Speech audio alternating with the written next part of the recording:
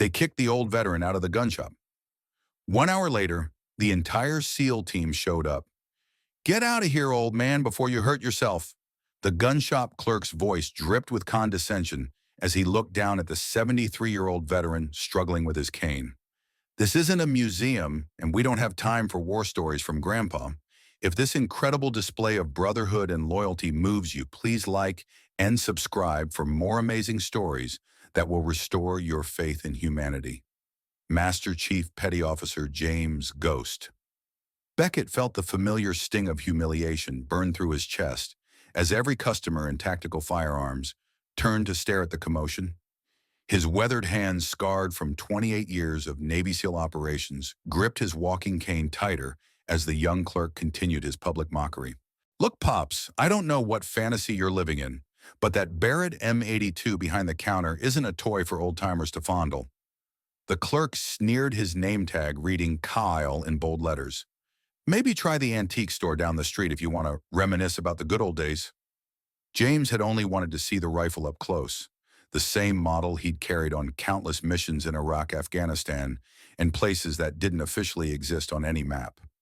The Barrett 50 caliber sniper rifle had been his companion through some of the darkest moments in modern warfare, and seeing one in the display case had stirred memories both painful and proud.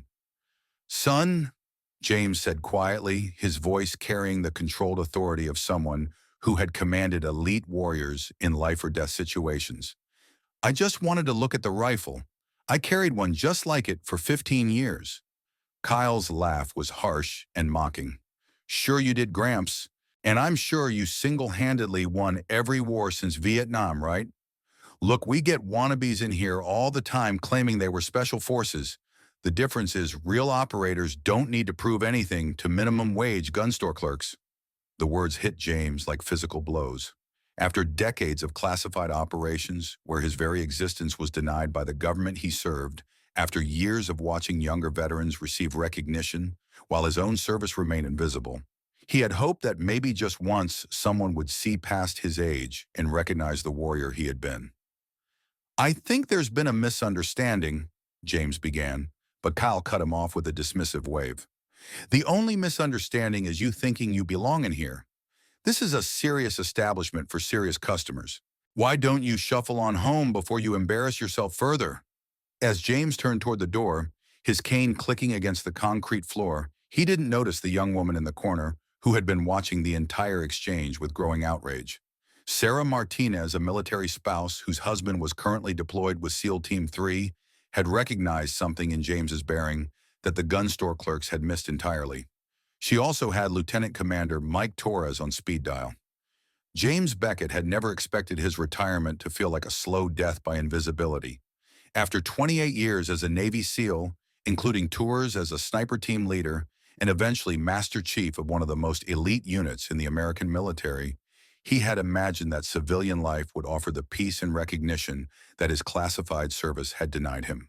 Instead, he found himself living in a small apartment in Virginia Beach, surrounded by the largest naval installation in the world, but feeling more isolated than he ever had during his loneliest missions behind enemy lines. The injuries that had finally forced his retirement, a shattered leg from an IED blast in Fallujah, nerve damage in his hands from years of precision shooting, and the invisible wounds of PTSD that the VA was only beginning to understand, had transformed him from an elite warrior into just another old man struggling with a cane. The irony was bitter and inescapable. James had spent his entire adult life in service to his country conducting operations so classified that his family didn't even know where he was most of the time. He had eliminated high-value targets from Afghanistan to Syria, rescued hostages from situations that made Hollywood movies look tame, and trained foreign special forces units in tactics that helped turn the tide of conflicts around the world. But because his service was classified at levels that would remain secret for decades, James had no war stories to share, no medals to display, no official recognition of the sacrifices he had made. His DD-214 discharge papers listed his occupation as administrative specialist, a cover story that protected operational security, but left him looking like a desk jockey who had somehow managed to serve nearly 3 decades without ever seeing combat. The Barrett M82 rifle and tactical firearms display case represented more than just a weapon to James. It was a connection to the man he had been to missions where his skill with that exact rifle had saved American lives and eliminated threats that the public would never know existed. He had hoped that maybe just once he could share a small piece of his real story with someone who might understand the significance of what he had done. Tactical Firearms was located just outside the gates of Naval Air Station Oceana, and it catered primarily to active-duty military personnel and law enforcement officers. The store's reputation was built on serving serious customers who knew their weapons and understood the difference between sporting goods and professional equipment. James had expected to find kindred spirits there, people who would recognize a fellow warrior even if they couldn't know the details of his service. Instead, he had encountered Kyle Morrison, a 24-year-old civilian employee whose knowledge of firearms came from video games and YouTube videos, rather than actual military experience. Kyle had been hired 6 months earlier during a staffing shortage, and his lack of military background had made him defensive around the store's usual clientele of active-duty personnel and veterans. To Kyle, James looked like every other elderly customer who wandered in with inflated stories about their military service. He had no way of knowing that the quiet old man with the cane was a legend within the SEAL community, someone whose exploits were whispered about in classified briefings and whose tactical innovations were still being taught at advanced sniper schools. The other customers in the store that morning were a mix of active-duty sailors, Marine Corps personnel from nearby Camp Lejeune, and civilian gun enthusiasts. Most were too focused on their own shopping to pay attention to the confrontation between Kyle and James, but a few had noticed the exchange with growing discomfort. Part 3. Inciting Incident. The morning that changed everything began with James's simple desire to reconnect with a piece of his past. He had been driving by Tactical Firearms when he noticed the Barrett M82 in the window display, and something about seeing the rifle had triggered a flood of memories that he couldn't ignore. After 20 minutes of internal debate, he had parked his car and decided to go inside for a closer look. The rifle in the display case was identical to the one he had carried during Operation Neptune's Trident, the classified mission where his team had eliminated a high-value target who was coordinating attacks against American forces in Afghanistan. It was the same model he had used to provide overwatch during the rescue of 3 kidnapped aid workers in Syria, and the same weapon that had saved his team's lives during an ambush in Iraq when his precision shooting had eliminated enemy snipers from over a mile away. "Excuse me," James had said politely to Kyle, who was arranging ammunition behind the counter. "Could I take a look at that Barrett in the display case?" Kyle had looked up with the expression of someone who was already annoyed by the interruption. "You looking to buy or just browsing?" "I'd like to examine it if that's possible. I carried one similar to this during my service." That's when Kyle's attitude had shifted from mere annoyance to active hostility. "Oh, here we go. Another old-timer with war stories? Let me guess. You were Special Forces, right? Maybe a sniper killed 100 enemies with one shot." James had tried to remain patient, understanding that his appearance, an elderly man with a cane and civilian clothes, didn't immediately suggest elite military training. "I was a Navy SEAL for 28 years. I'm familiar with the Barrett platform and would appreciate the opportunity to examine this particular rifle." Kyle's response had been immediate and cruel. "Navy SEAL right, and I'm the Secretary of Defense. Look, old man, I don't know what stolen valor fantasy you're living, but real SEALs don't need to prove themselves to gun store clerks. They also don't usually shop here looking like they should be in a nursing home." The accusation of stolen valor, falsely claiming military service or decorations, was perhaps the most insulting thing Kyle could have said. For someone who had genuinely served with distinction, being accused of faking military service was a wound that cut deeper than any physical injury. James had tried one more time to defuse the situation. "Son, I'm not trying to prove anything. I just wanted to look at the rifle. If that's not possible, I'll leave." But Kyle had been determined to make his point in front of the other customers. "You know what I'm tired of wannabes coming in here and disrespecting real veterans with their fake stories. Why don't you take your walking stick and your tall tales and find somewhere else to play pretend soldier?" The public humiliation was complete. James had served his country with distinction for nearly 3 decades, earned decorations that couldn't be revealed for security reasons, and sacrificed his health and family relationships in service to missions that the American people would never know about. And now he was being mocked as a fraud by someone who had never worn a uniform or faced enemy fire. As James made his way toward the door, his dignity intact but his spirit crushed, Sarah Martinez made the phone call that would change everything. She had been shopping for a holster for her husband's sidearm when she witnessed Kyle's treatment of James, and something about the old man's bearing had triggered her military spouse instincts.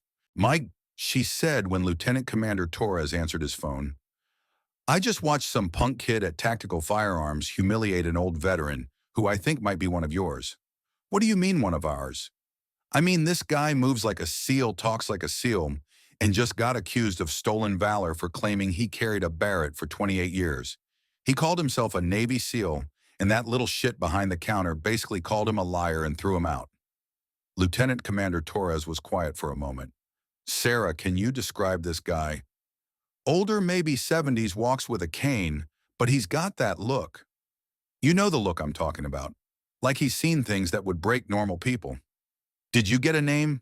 "I heard him say something to the clerk, but I couldn't make it out clearly. Mike, I think this guy's legit, and he just got disrespected in the worst possible way." Torres was already moving toward his car.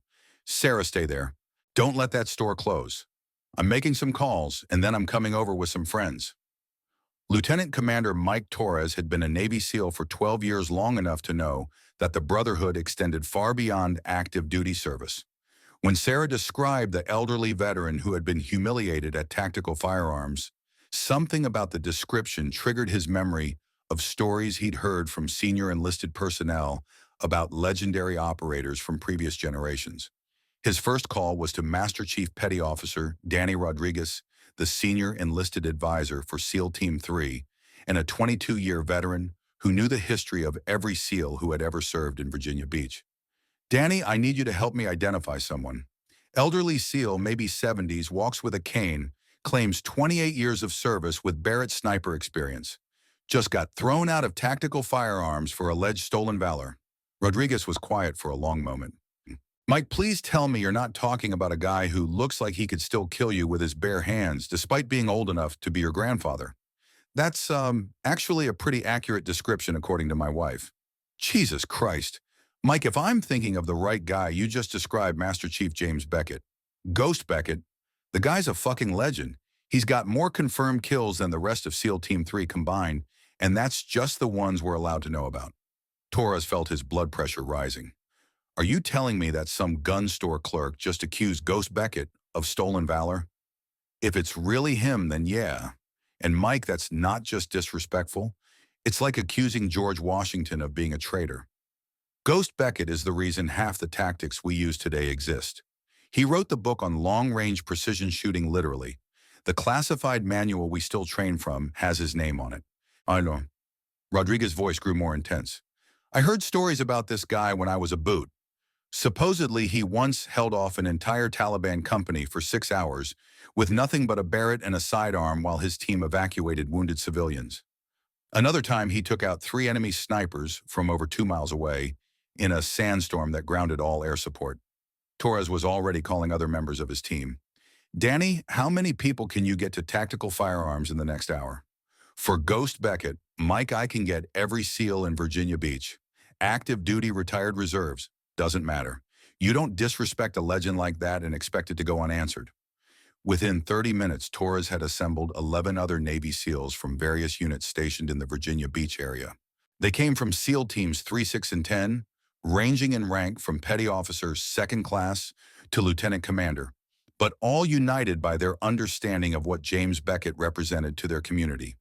The group included Staff Sergeant Mike Chen, a sniper whose own training had been based on techniques that Beckett had developed; Petty Officer 1st Class Marcus Williams, whose father had served with Beckett in Iraq; and Senior Chief Tom Patterson, who had been personally trained by Beckett during advanced sniper school before Beckett's retirement. "Gentlemen," Torres addressed the group as they gathered in the parking lot outside Tactical Firearms, "we're not here to cause trouble. We're not here to threaten anyone or damage property. We're here to show respect for a brother who earned it through 28 years of service, that most of us can't even imagine. Senior Chief Patterson, who had the most direct connection to Beckett, provided additional context. Master Chief Beckett is the most decorated SEAL most of you have never heard of because his service was so classified that even his decorations are sealed. The guy has more combat deployments than the rest of us combined, and he did it all without ever seeking recognition or glory. "What's the plan?" asked Petty Officer Williams. Torres's response was simple and powerful. "We walk in, we stand at attention, and we show that punk kid what real respect looks like. No words, no threats, no drama. Just 12 Navy SEALs standing in solidarity with a brother who deserved better." The group approached tactical firearms with the coordinated precision of a military unit, their civilian clothes unable to disguise the bearing that marked them as elite warriors. Other customers in the parking lot stopped to watch as 12 obviously military men walked purposefully toward the gun store entrance. Kyle Morrison, still behind the counter and unaware of what was approaching, was bragging to a coworker about how he had handled that old faker when the door chimed and the first SEAL entered the store. The moment that changed everything came when the 12 Navy SEALs entered tactical firearms and arranged themselves in perfect formation, facing the counter where Kyle Morrison stood. They said nothing, made no threats, and displayed no aggression. They simply stood at attention with the kind of military bearing that made it impossible to mistake them for anything other than elite warriors. Kyle looked up from his conversation with a coworker to find himself facing what appeared to be a military tribunal. The SEALs were dressed in civilian clothes, but their haircuts, their posture, and the way they moved marked them as unmistakably military. More importantly, the intensity of their collective gaze made it clear that they were not happy customers. Can I help you, gentlemen?" Kyle asked, his earlier bravado evaporating in the face of 12 stone-faced operators. Lieutenant Commander Torres stepped forward slightly, his voice calm but carrying unmistakable authority. "We're here about the veteran you disrespected earlier, the one you accused of stolen valor." Kyle's face went pale as he realized that his treatment of James Beckett had somehow attracted the attention of what appeared to be an entire SEAL platoon. "Look, I don't know what that old guy told you, but he was making ridiculous claims about being special forces. I deal with wannabes all the time." Senior Chief Patterson's response was quiet but devastating. "That old guy is Master Chief Petty Officer James Beckett, one of the most decorated Navy SEALs in the history of the teams. He has 28 years of service, multiple combat deployments, and more confirmed kills than everyone in this room combined." The silence that followed was profound and uncomfortable. Kyle looked around the store, realizing that every customer was now watching the confrontation, many of them pulling out phones to record what was happening.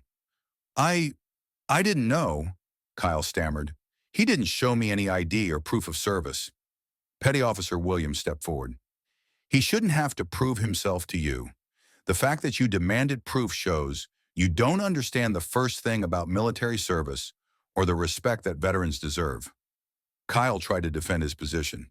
"We get a lot of people in here making false claims about their service. I was just trying to protect the integrity of..." What Torres interrupted. "Your minimum wage job selling guns to people who actually serve their country. You just accused a living legend of stolen valor because he didn't look like your idea of what a Navy SEAL should look like." The turning point came when Sarah Martinez, who had been watching from the corner of the store, approached the group of SEALs with her phone in hand. "I recorded the whole thing," she said. "Everything that clerk said to Master Chief Beckett, the disrespect, the mockery, the accusation of stolen valor. It's all on video." Torres looked at the phone, then back at Kyle. "So now we have a choice. We can let this video go viral and let the internet decide how they feel about someone who disrespects a war hero. Or we can handle this like professionals and give you a chance to make this right." Kyle's manager, drawn by the commotion, emerged from the back office to find his store filled with obviously military personnel in some kind of standoff with his employee. "What's going on here?" Patterson addressed the manager directly. "Your employee accused a decorated Navy SEAL of stolen valor and threw him out of your store. We're here to discuss how you plan to address that situation." The manager, a former Marine who immediately recognized the gravity of the situation, turned to Kyle with an expression of horror. "Please tell me you didn't actually accuse a veteran of stolen valor." Kyle's response sealed his fate. "I was just doing my job. The guy looked like a homeless person with a cane making crazy claims about being a sniper. How was I supposed to know he was legitimate? The collective intake of breath from the assembled SEALs was audible. Kyle had just revealed that his disrespect for James Beckett was based not just on skepticism about his service, but on prejudice about his appearance and age. Torres made the decision that would define the rest of the confrontation. Here's what's going to happen. You're going to apologize to Master Chief Beckett, publicly, in front of everyone who witnessed your disrespect, and then you're going to learn something about the man you insulted. The store manager, Staff Sergeant retired Robert Hayes, immediately understood the magnitude of the situation his employee had created. As a former Marine who had served 2 tours in Iraq, he knew that disrespecting a decorated veteran was not just morally wrong, but potentially catastrophic for his business, which depended heavily on military customers. Kyle, Hayes said quietly, "You're suspended pending investigation. Go to the back office and wait for me there." Kyle's face flushed with anger and embarrassment. "You're suspending me for doing my job, for questioning someone who couldn't prove their service." Senior Chief Patterson stepped forward, his voice carrying the authority of someone who had trained hundreds of SEALs over his career. "Son, let me explain something to you. Master Chief Beckett doesn't need to prove anything to anyone. His service record is classified at levels you don't have clearance to see. The missions he conducted, the lives he saved, the enemies he eliminated, most of that will remain secret for decades." Patterson pulled out his phone and showed Kyle a photograph from a military ceremony. "This is Master Chief Beckett receiving the Navy Cross from the Secretary of the Navy. It's one of the few decorations he's allowed to display publicly. He has others that are so classified they can't even be mentioned in his official service record." Kyle stared at the photograph, finally beginning to understand the magnitude of his mistake. The man in the photo was clearly a younger version of the elderly veteran he had mocked standing at attention while receiving one of the military's highest decorations for valor. "But he looks so," Kyle began, then stopped as he realized how his words would sound. "Old, disabled. Not like your idea of what a Navy SEAL should look like." Petty Officer Williams's voice was cold with contempt. "That's what 28 years of combat operations does to a human body. Master Chief Beckett walks with a cane because he took shrapnel in his leg during a mission to rescue hostages in Syria. His hands shake sometimes because of nerve damage from years of precision shooting. He looks old because he is old enough to have served his country for longer than you've been alive." Torres had been coordinating with other SEALs throughout the area, and his phone was buzzing with messages from teammates who wanted to join the gathering. "We've got more people coming," he announced. "Word is spreading through the community about what happened here." Sarah Martinez, who had started the chain of events with her phone call, was now live streaming the confrontation on social media. The video was being shared rapidly through military spouse networks and veteran support groups, with comments pouring in from people expressing outrage at Kyle's treatment of Master Chief Beckett. "This is going viral," Sarah announced. "Thousands of shares already, and the comments are, well, people are not happy about how Master Chief Beckett was treated." Hayes, realizing that his store's reputation was on the line, made a decision that would define how the situation was resolved. "I want to contact Master Chief Beckett personally and invite him back to the store so I can apologize on behalf of my business. This is not how we treat veterans, and it's not acceptable." Torres nodded approvingly. "That's a start, but this isn't just about one incident. This is about the way society treats veterans, especially older ones, who don't fit the Hollywood image of what a warrior should look like." The conversation was interrupted by the arrival of 6 more Navy SEALs, followed by a group of Marines from a nearby base who had heard about the incident through social media. The store was now filled with current and former military personnel, all united in their support for Master Chief Beckett and their disapproval of how he had been treated. Kyle, watching from the back office, could see through the window that his casual disrespect of one elderly veteran had triggered a massive response from the military community. The parking lot was filling with cars bearing military base stickers, and more service members were arriving every few minutes. "I need to call Master Chief Beckett," Torres announced. "He needs to know that his brothers have his back, and he needs to see this response." Patterson had Beckett's contact information from their previous training relationship. "I'll call him. Ghost and I go way back. He trained me when I was a boot." and he's been a mentor ever since. The phone call was brief but emotional. Patterson explained what had happened at the store, the response from the SEAL community, and the viral nature of the incident. Beckett's response was characteristically humble. He didn't want any trouble, didn't need anyone to fight his battles, and would prefer that the whole thing just go away. "Ghost," Patterson said firmly. "With all due respect, this isn't about you anymore. This is about how we treat our veterans and how we respond when one of our brothers is disrespected. You're coming back to this store, and you're going to let us show you the respect you've earned."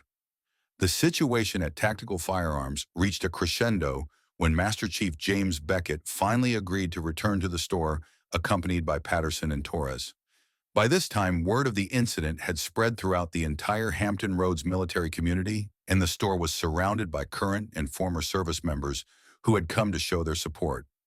Local news crews had arrived after being tipped off by social media posts, and the parking lot resembled a military gathering more than a retail establishment. Navy SEALs, Marines, Army Rangers, Air Force Special Operations personnel, and veterans from multiple conflicts had all converged on the small gun store to witness what had become a moment of reckoning for how society treats its warriors.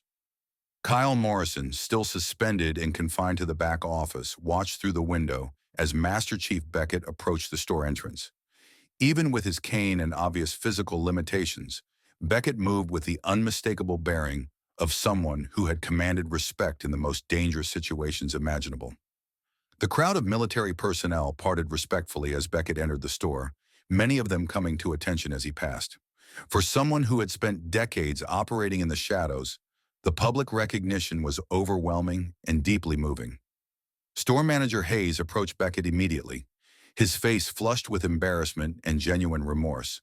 "Master Chief, I cannot begin to express how sorry I am for what happened here today.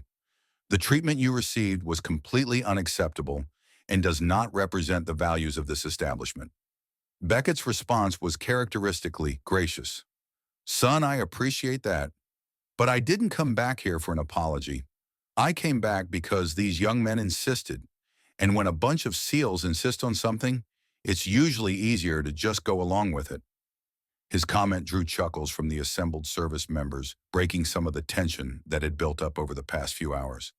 But the serious nature of the situation remained clear to everyone present. Torres stepped forward to address the crowd.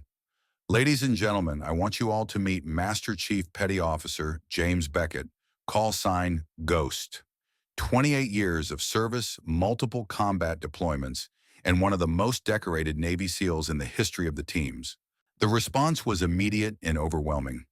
The entire store erupted in applause, with service members from all branches coming to attention and rendering salutes. Beckett, visibly moved by the display of respect, struggled to maintain his composure. "This is exactly why what happened here today was so wrong," Patterson announced to the crowd.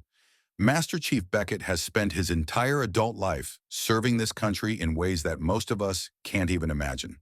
He saved American lives, eliminated threats to our national security, and trained the next generation of warriors.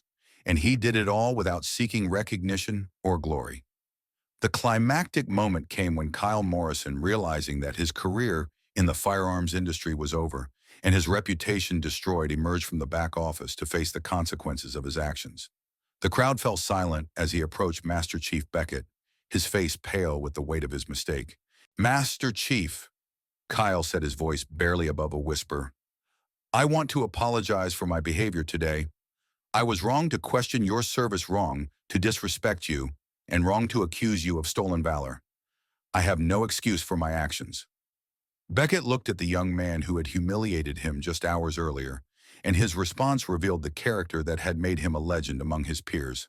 "Son, apology accepted, but I want you to understand something. I'm not special because I'm a Navy SEAL. I'm not special because I've been to war. I'm special because I chose to serve something bigger than myself. Every veteran in this room made that same choice. Remember that the next time you encounter someone who served." The final confrontation came when Kyle Morrison, faced with the overwhelming evidence of his mistake and the massive response from the military community, made one last attempt to justify his actions. Standing before Master Chief Beckett and dozens of current and former service members, Kyle revealed the depth of his misunderstanding about military service in veteran recognition. I still don't understand why I'm supposed to just take someone's word for it. Kyle said, his voice defensive, despite the obvious hopelessness of his position. Anyone can claim to be a veteran. Anyone can say they were special forces. How am I supposed to know who's telling the truth? The question hung in the air like a challenge, and Senior Chief Patterson stepped forward to provide the answer that would define the entire incident. Son, here's what you don't understand. Real veterans don't need to prove themselves to you. They don't need your validation or your approval. They've already proven themselves in ways that matter, to their brothers in arms, to their country, and to themselves. When you demand proof of service from a veteran, you're essentially saying that their sacrifice means nothing unless you personally approve of it. Patterson's voice grew more intense. Master Chief Beckett has nothing to prove to anyone. He's earned the respect of every warrior in this room through decades of service that you couldn't comprehend in your wildest dreams. The fact that you can't recognize, that says everything about you and nothing about him. Kyle's final mistake was to double down on his position. But how is anyone supposed to know he looked like... he didn't look like what I expected a Navy SEAL to look like. The silence that followed was deafening. Kyle had just revealed that his disrespect for Master Chief Beckett was based on superficial judgments about appearance and age, rather than any genuine concern about stolen valor. Master Chief Beckett himself provided the final word on the matter. Son, real warriors don't look like the movies. We get old, we get injured. We carry the weight of our service in ways that don't always show on the outside. The next time you encounter a veteran, maybe try starting with respect instead of suspicion. Kyle Morrison was terminated from Tactical Firearms immediately following the incident, his dismissal becoming the least of his concerns as video of his confrontation with Master Chief Beckett went viral across social media platforms. Within days, his treatment of the decorated veteran had been viewed millions of times, making him a symbol of ignorance and disrespect toward those who had served their country. Store manager Robert Hayes implemented comprehensive changes to ensure that all employees understood the importance of treating veterans with appropriate respect. He established a Wall of Honor featuring photographs and stories of local veterans with Master Chief Beckett's picture holding the place of honor. The store also began offering special discounts and recognition programs for military personnel and veterans.